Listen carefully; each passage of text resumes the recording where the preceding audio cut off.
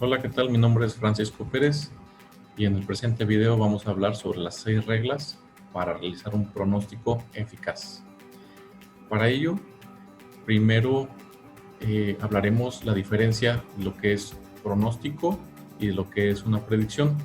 Esto porque típicamente se suele confundir qué es uno y qué es el otro. Bien, la predicción es posible en un mundo donde sus eventos son predestinados y nada en el presente puede influir en los resultados futuros. Ese mundo como tal no existe. El mundo real no hay nada predestinado y todo lo que hacemos en el presente afecta al futuro. Por otro lado, el pronóstico analiza las señales del presente, los posibles cambios de direcciones en las empresas, en la sociedad y en el mundo en general. Por ello, el objetivo principal del pronóstico es identificar un amplio rango de posibilidades. No es adivinar una sola opción a futuro, sino en base al análisis de dichas variables, es ver un abanico de opciones. A diferencia de la predicción, un pronóstico está basado en la lógica. El pronóstico debe ser capaz de articular y defender esa lógica. Quien utiliza típicamente esta herramienta debe tener en cuenta todas las oportunidades y los riesgos que representa. Para ello, existen 6 reglas para realizar un pronóstico eficaz. Esto nos lo dice Paul Safo. Y a continuación veremos estas 6 reglas. La regla número 1 es definir el cono de incertidumbre. El pronóstico provee contexto que informa a la intuición, es decir, vamos a tomar decisiones un poco basados en la intuición, pero con mucho contexto, con información al respecto de la situación que estemos analizando. El pronóstico es una herramienta que se utiliza para delinear posibilidades, tomando como punto de partida un momento o evento particular. Son muchos los factores que intervienen en la delimitación del cono de incertidumbre. Uno de ellos es la amplitud, que es la medida de la incertidumbre. Este suele ser el más importante de los factores. Otro de los factores es la relación entre los elementos, es decir, como ya mencionábamos anteriormente, cómo el efecto o la acción en un elemento puede afectar al resto. Y en base a esas afectaciones, analizar los diferentes y posibles resultados. Un ejemplo de ello fue cuando se introdujo la venta del Prius en Toyota en los Estados Unidos. Típicamente se lanzó en Japón, tuvo cierto éxito, y al traerlo a Estados Unidos, el pronóstico de ventas, por ejemplo, estaba influenciado por diferentes factores externos, más allá de la propia realización del vehículo.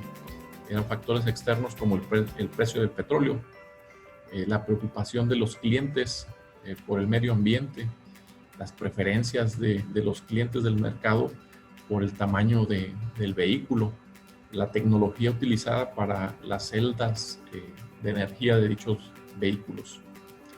Dibujar un cono demasiado estrecho es peor que dibujarlo demasiado ancho, porque si lo hacemos demasiado ancho, consideraremos más variables alrededor de todo este caso donde estamos intentando pronosticar.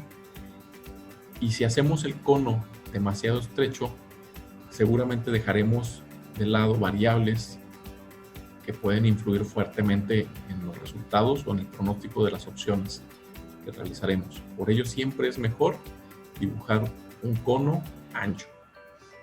Para crear un buen pronóstico, debemos realizar un proceso iterativo, es decir, tenemos que hacerlo una y otra vez hasta que comprobemos que puede ser viable. Definir el cono ayuda a generar hipótesis sobre resultados y eventuales respuestas a estos resultados que esperamos. Un ejemplo de ello fue en el año 2000, cuando todos esperaban el caos cibernético. La mitad de la población prácticamente se dedicó a juntar recursos y hubo compras de pánico mientras que la otra mitad no hizo nada, no lo tomó en cuenta. Digo, al final no ocurrió nada, gracias al trabajo de muchos programadores que estuvieron ahí dedicados a esto, y se solucionó. Y como resultado de esto, mucha gente comenzó a pensar que estos efectos o catástrofes como la del año 2000 era imposible que ocurrieran. Esto llevó a que el atentado, por ejemplo, del 9/11 de las Torres Gemelas, nadie creyó también que fuera posible, y bajaron la guardia, y ahí estuvo el evento. La regla 2 nos dice que debemos observar la curva S. La curva S no es otra cosa que es cómo se va dando el crecimiento de alguna tecnología o de algún evento, cómo se va desarrollando. El cambio rara vez es lineal. Los desarrollos típicamente siguen una curva con forma de S, y el cambio es lento e incremental, y puede estar así tranquilo por mucho tiempo y después explotar. Por ejemplo, como la ley de Moore, que nos decía en 1965 que la tecnología, sobre todo la densidad de los circuitos integrados, su capacidad de procesamiento, iban a estar mejorando cada 18 meses. Hoy día vemos que esto sigue siendo vigente, porque aún no vemos la cresta donde comenzará a bajar esta ley de Moore. Una característica importante de las curvas S es su naturaleza fractal, esto es, que pueden ser explicados por modelos matemáticos. Lo importante es descubrirlo el inicio de la S, pues es cuando puedes identificar las oportunidades. Típicamente estos crecimientos llegan a pasar en un lapso de 20 años. Por ejemplo, podemos mencionar la creación de la televisión, que fue por ahí en los años 30, y se popularizó su utilización en los años 50. O también con la explosión que hablábamos hace rato de los .com, de los sitios .com en el Internet, cuando ya tenía casi 20 años también de madurez Internet, que fue por ahí en 1990. Pasamos a ver la regla número 3. La regla 3 nos dice: acepta las cosas que no encajan. Esto es, la naturaleza humana tiene una aversión por la incertidumbre. Siempre queremos saber qué es lo que nos depara el futuro, y nuestra preocupación por el presente tendremos, se tiene la tendencia a ignorar indicadores que no encajan. Por ejemplo, en los 90s, eBay fue pionero en comercializar accesorios para videojuegos de rol en Internet, como lo fue Second Life. Y 2-3 años después, eBay abandonó ese modelo de comercialización, que hoy día sigue vigente y sigue generando muchos ingresos a todas las compañías y empresas que se dedican a ello. Otro ejemplo de la rápida evolución o de las explosiones fue la carrera DARPA, que era una carrera de robots para cubrir cierta distancia. En su primera edición, solo un robot logró salir de la meta, todos los demás se quedaron, y el que salió logró cubrir solamente una distancia de 7 millas. 18 o 19 meses después se generó la segunda carrera, y en esta 5 robots lograron culminar la ruta predefinida. Pasamos a la regla 4, que dice: mantenga opiniones fuertes de manera débil. Esto es porque un error común es confiar en una pieza de información aparentemente sólida, porque refuerza la conclusión a la que ya habíamos llegado. En el caso de los pronósticos, es mucho mejor tener mucha información débil entrelazada que nos indique algo, a tener solamente 1 o 2 puntos de información sólida. Cuando analizamos esta información, nos ayuda a la creación de hipótesis. Una vez que tenemos creada una hipótesis, es muy fácil caer en el error de ignorar la evidencia que contradice dicha hipótesis. Así que tenemos que tener cuidado con ello. Pasamos a la regla número 5, que nos dice: mira hacia atrás 2 veces más que hacia adelante. El pronóstico, si se usa de manera correcta, podemos aprovechar la información histórica, porque en base a la historia podemos generar patrones que nos ayuden a realizar un pronóstico muy acertado.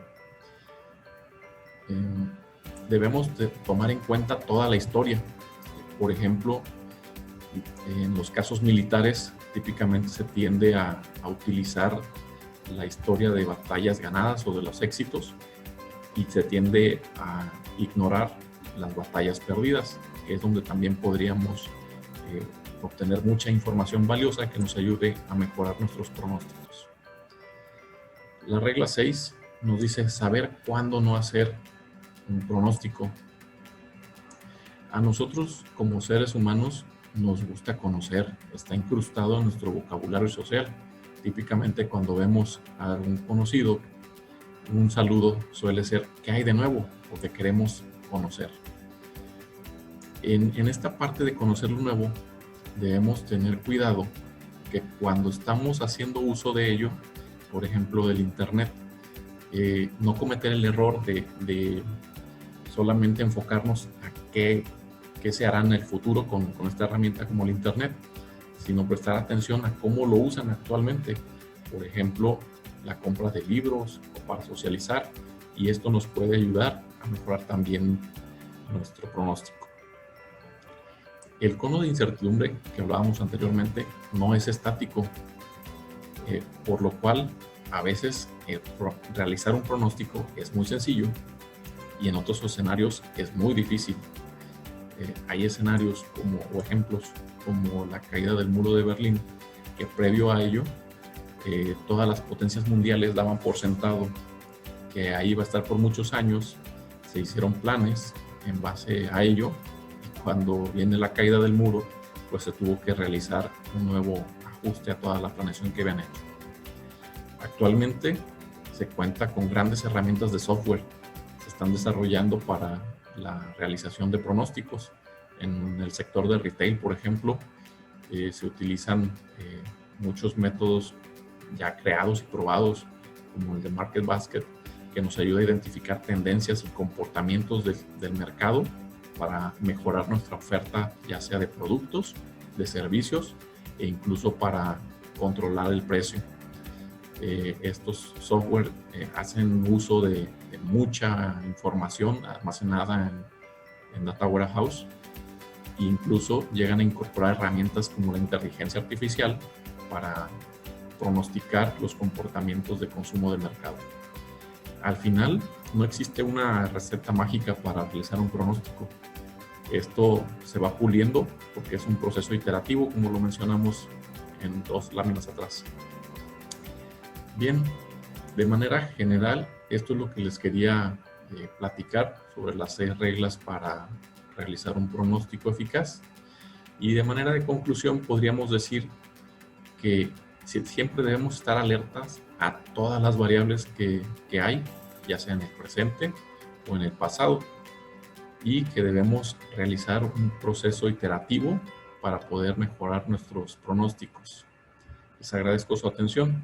Hasta luego.